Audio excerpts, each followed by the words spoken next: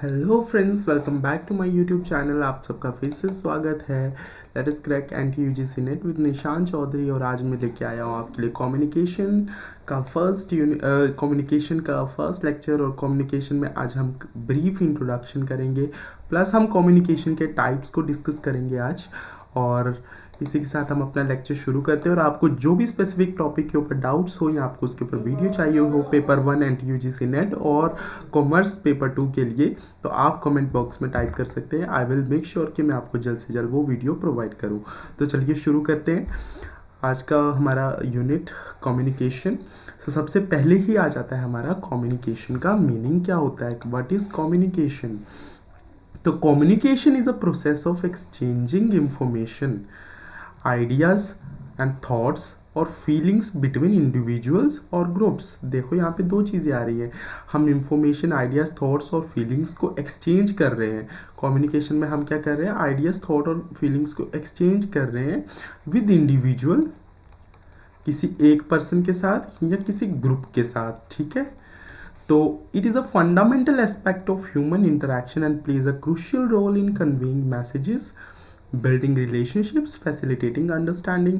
तो कम्युनिकेशन का सिंपल सा मीनिंग है कि हमें कोई मैसेज कन्वे करना होता है, हमें कोई रिलेशनशिप बिल्ड करना है या हमें अंडरस्टैंडिंग क्रिएट करनी है, तो वहाँ पे हम कम्युनिकेट करते हैं, किसी के साथ वार्तालाप करते हैं। तो सिंपल सा मीनिंग है इसका कि किसी के साथ रिलेशनशिप बिल्ड करने के लिए, मैसेज कन्वे करने के लिए, अपनी बात रखने के लिए हम कम्युनिकेशन करते हैं। Communication can occurs through various channels including verbal and non verbals. अब देखिए, वर्बल के थ्रू भी हम कम्युनिकेट कर सकते हैं, नॉन वर्बल के थ्रू भी कर सकते हैं। नॉन वर्बल के थ्रू ऑफकोर्स हम इशारों से करेंगे, ठीक है। और रिटन या स्पोकन भी हो सकता है, या तो लिख के कर सकते हैं या तो हम बोल के कर सकते हैं। अभी मैं रिटन भी कर रहा हूँ, स्पोकन भी कर रहा हूँ, वर्बल भी कर रहा हूँ और नॉन वर्बल भी कर रहा हूँ। ये मैं आपको बाद में बताऊँगा कैसे कर रहा हूँ। और विजुअल और इलेक्ट्रॉनिक मीडिया से भी कर सकते हैं। आप देख सकते हैं कि अभी इलेक्ट्रॉनिक मीडिया से हो रहा है। तो अब कम्युनिकेशन के आगे का हम देख लेते हैं कि इसके कुछ की एलिमेंट्स हैं।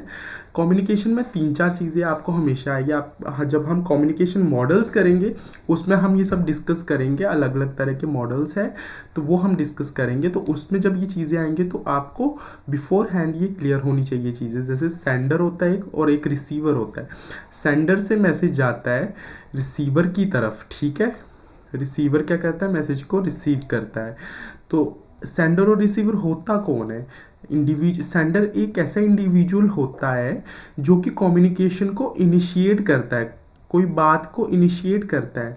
तो इसने जो ये कहेगा वो सेंडर होगा, और ये encode by encoding and transmitting a message, वो मैसेज को इनकोड करेगा और उसको सेंड करेगा। वो इसको इनकोड करेगा, मतलब मैसेज को किसी शब्दों में, किसी माध्यम से उसको इनकोड करेगा, उसके बाद रिसीवर के पास भेजेगा। और रिसीवर वो होगा जो वो मैसेज रिसीव करेगा, रिसीविंग आइडेंटिटी होगी ये, और उसको वो डीकोड करेगा। और रिसीवर क्या करता है? डीकोड करता है, मीन्स उसको समझता है। तो रिसीवर डीकोड करेगा मैसेज को और उसका मीनिंग निकालेगा।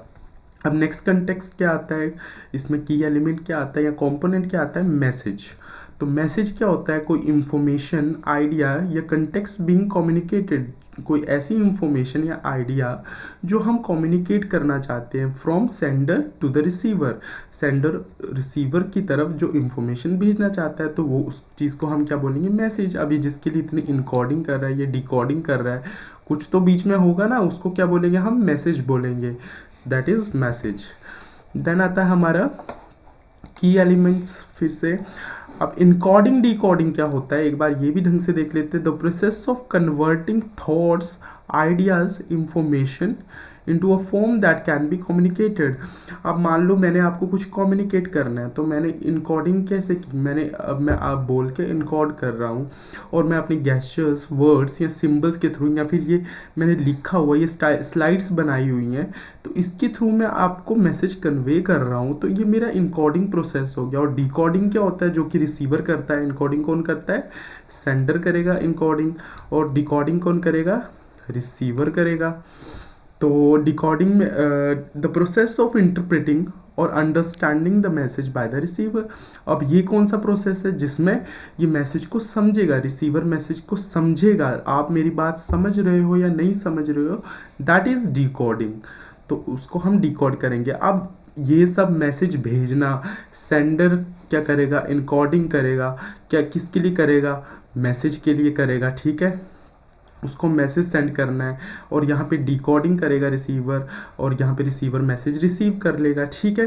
तो ये सब किसके थ्रू होगा, ये किसी चैनल के थ्रू होगा, ये सब ऐसे हवा में तो नहीं हो जाएगा, कोई ना कोई मीडियम होगा जिसके थ्रू हम कम्युनिकेट करेंगे। फॉर एग्जांपल या तो हम फेस टू फेस इंटरैक्ट कर सकते हैं, या फिर कोई डॉक्यूमेंट्स भेज सकते हैं, या फिर ईमेल भेज सकते हैं, या फिर फ़ोन कॉल कर सकते हैं, वीडियो कॉन्फ्रेंस कर सकते हैं, और भी बहुत सारे कम्युनिकेशन चैनल के हमारे पास चीज़ें हैं जिसके थ्रू हम कम्युनिकेट कर सकते हैं। तो फेस टू फेस इंटरैक्शन में यहाँ पे आप देख सकते हो कि हमारा फेस टू फेस इंटरैक्ट करना ही एक चैनल है। अभी हम वीडियोस के थ्रू कम्युनिकेट कर रहे हैं, दैट इज आवर चैनल।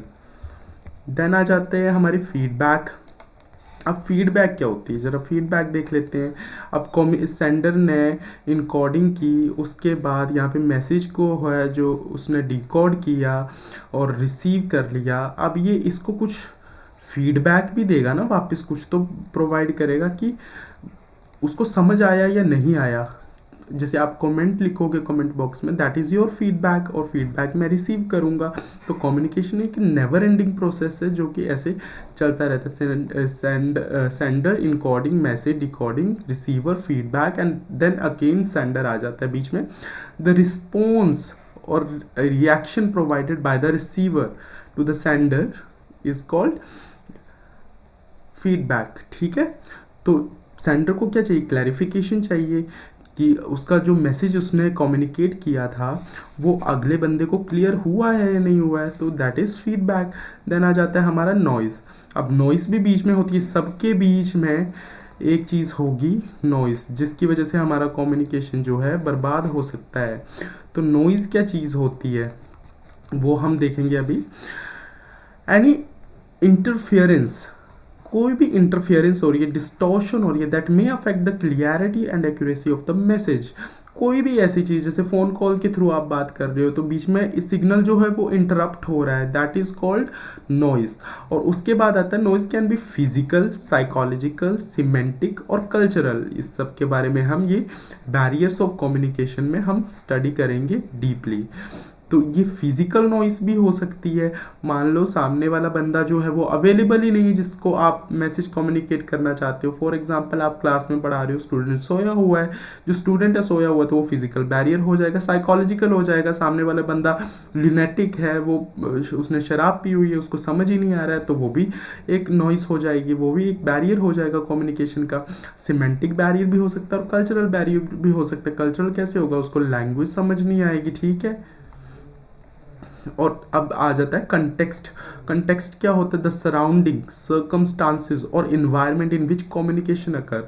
अब किस कंटेक्स्ट में, किस सराउंडिंग में, किस सर्कमस्टांसेस में जो है कम्युनिकेशन आपका हो रहा है, वो कंटेक्स्ट कहलाता है। Context influences the interpretation and meaning of message.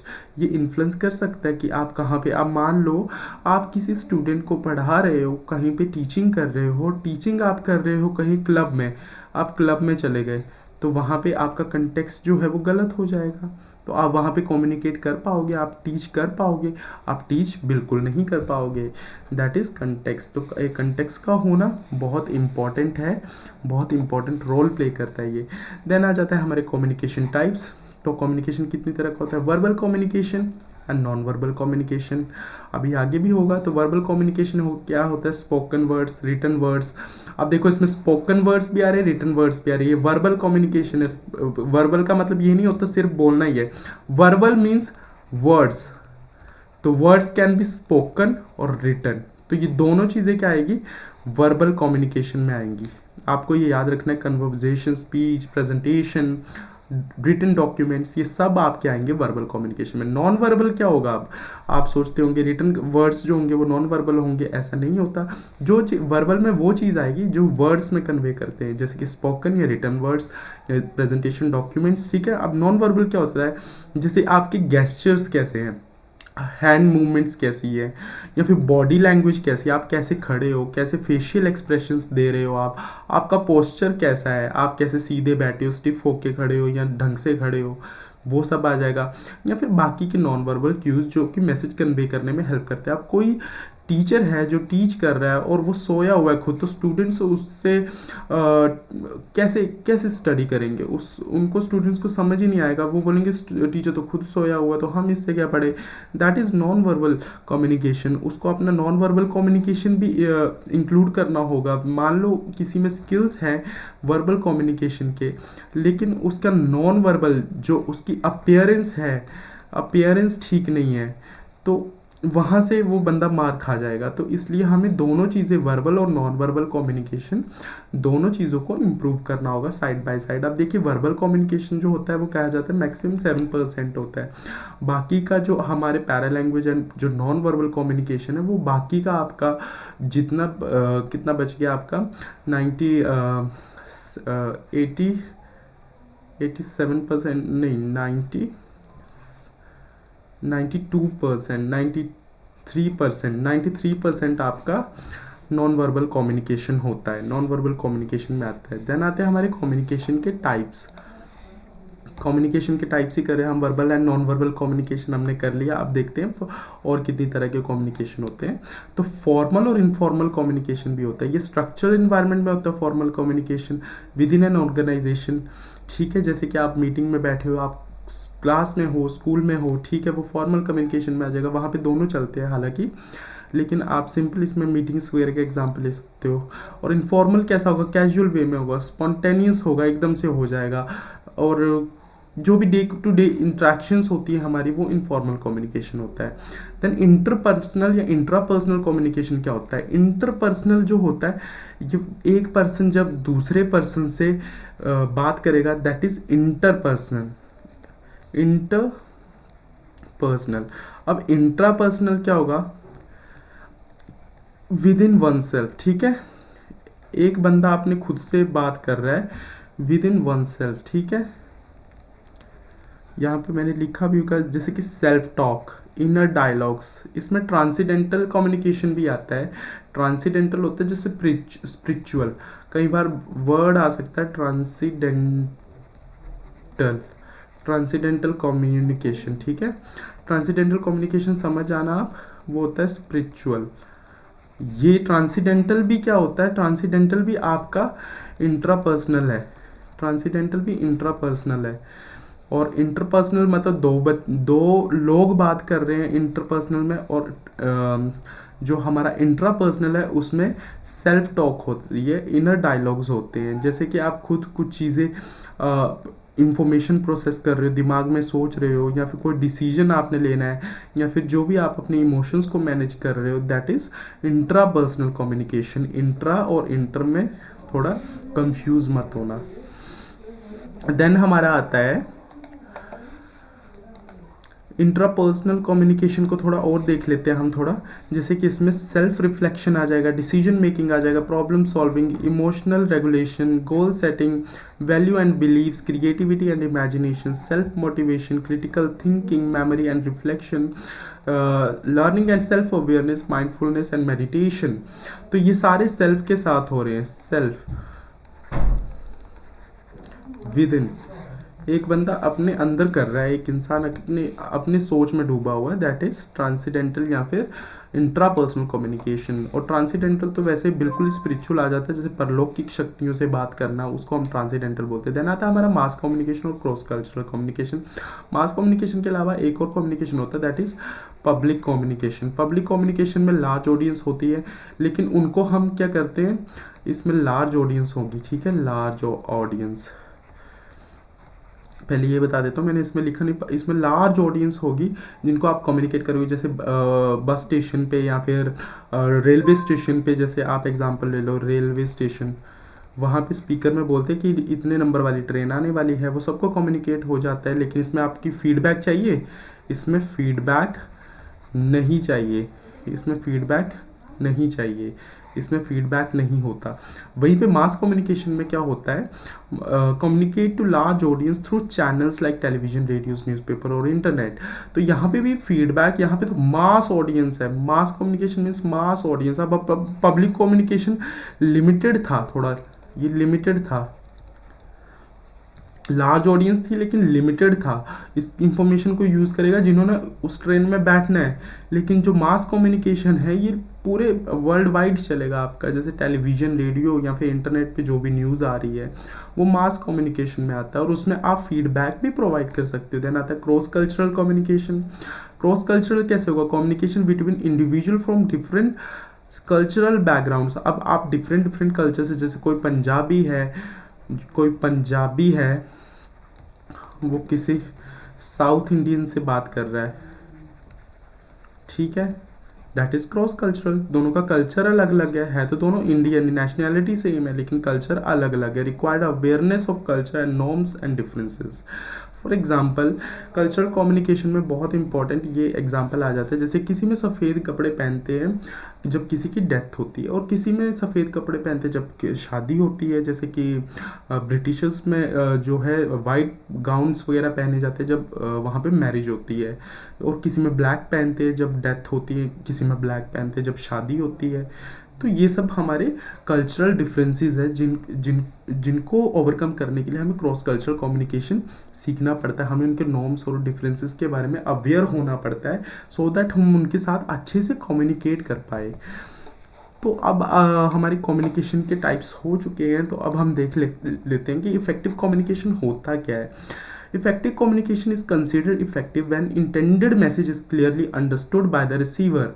Effective communication वो कहा जाएगा जो आपका मैसेज है वो आपका क्लियरली अंडरस्टूड हो गया रिसीवर के द्वारा, रिसीवर को वो मैसेज समझ आ गया, leading to share understanding and mutual agreement, और उसको सारा कंटेक्स्ट जो है वो क्लियर हो गया है। तो that is all for today. Thank you for watching my video, and for regular update press the bell icon, and आप इसी तरह बने रहिए और साथ में मेरे वीडियोस पे कमेंट करके अपने स्पेसिफिक टॉपिक बताते रहिए, और बाकी मैं पेपर 1 एंड पेपर 2 के लिए, कॉमर्स के लिए वीडियोस लाता रहूँगा। Thank you and have a nice day.